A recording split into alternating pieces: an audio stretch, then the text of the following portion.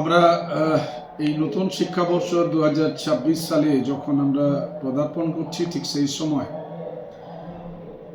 আমাদের যে ছাত্র সংগঠন রয়েছে রাজ্যের, তার মধ্যে এসএফআই এবং ডিএসও, তাদের রাজনৈতিক কর্মসূচি অবশ্যই থাকে এবং সেটা স্কুলে 240 টাকা অষ্টম শ্রেণী পর্যন্ত নির্ধারিত। সেই বিষয়ে তার বাইরে যারা অর্থ সংগ্রহ করছে ডোনেশন বাবদ বা কোনোভাবেই, তার বিরুদ্ধে সোচ্চার হয়েছে।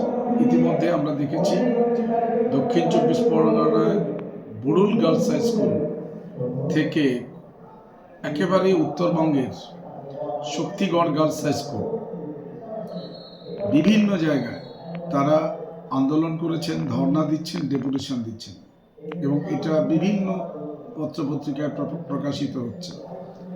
আমরা এই ছাত্রদের, আমাদের অত্যন্ত প্রিয় ছাত্রছাত্রীরা, তারা সঙ্গত কারণেই করছেন যে যেখানে রাইট টু এডুকেশন অ্যাক্টে সম্পূর্ণ বিনা ব্যয়ে বাধ্যতামূলক যে শিক্ষার কথা বলা হয়েছে, সেই জায়গা থেকে কেন্দ্র এবং রাজ্য দুই সরকার সরে এসছে বলে আমাদের মনে হয়েছে।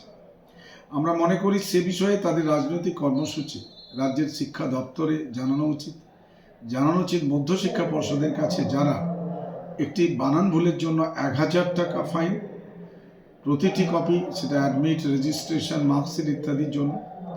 আবার সাথে সাথে যখন একটি ছাত্র বা ছাত্রীর বাবা পরিযায়ী শ্রমিক হয়ে বাইরে চলে যান, পরে ফিরে এসে অনুনয় বিনয় করে বিদ্যালয় প্রধানের কাছে এবং বাধ্য হন তিনি তাদের রেজিস্ট্রেশনটা করানোর জন্য, তাদের লেট ফাইন বাবদ 5000 টাকা।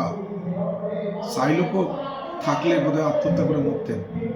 5000 টাকা ছাত্র পিছু সংগ্রহ করছে। সে ব্যাপারে তাদের কোনো আন্দোলন মধ্যশিক্ষা পর্ষদের বিরুদ্ধে আমরা দেখছি না যে কেন প্রায় গত 15 বছর ধরে 240 টাকা থাকলো স্কুলগুলোর কম্পোজিট গ্র্যান্ট দিনের পর দিন কমতে থাকছে, কমে কখনো কখনো দিচ্ছে না, 25% পরিণত হয়েছে। অর্থাৎ একটা স্কুল 12,500 টাকা থেকে শুরু করে 25,000 টাকার মধ্যে পাবে। তা দিয়ে সারা বছরের ইলেকট্রিক বিল, প্রশ্নপত্র তৈরি এবং নানানভাবে এই ফাইন ইত্যাদি দেওয়া সম্ভব? কোনোভাবেই স্কুল চালানো সম্ভব যেখানে অর্ধেকেরও বেশি শূন্যপদ গ্রামীণ বিদ্যালয়গুলোতে রয়েছে, নন টিচিং স্টাফ নেই, ঝাড়ুদার নেই, সুইপার, আমাদের নাইট গার্ড নেই, কিচ্ছু নেই।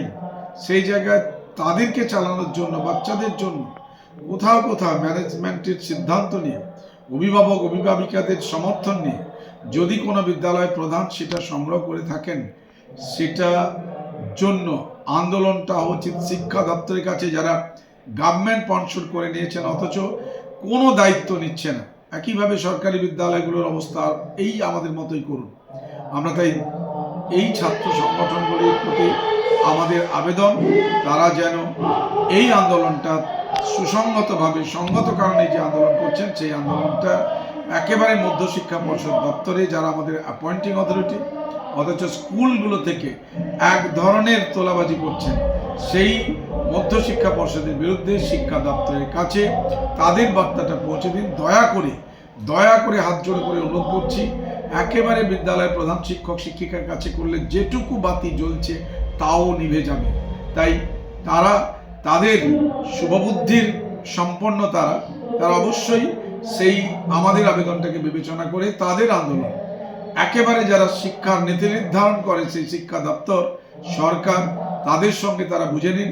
স্কুলগুলোর কাছে যারা একেবারে নিধিরাম সর্দার, তাদের কাছে এই আন্দোলন করে আখেরে ছাত্রছাত্রীদের ক্ষতি হবে, অভিভাবকদের ক্ষতি হবে।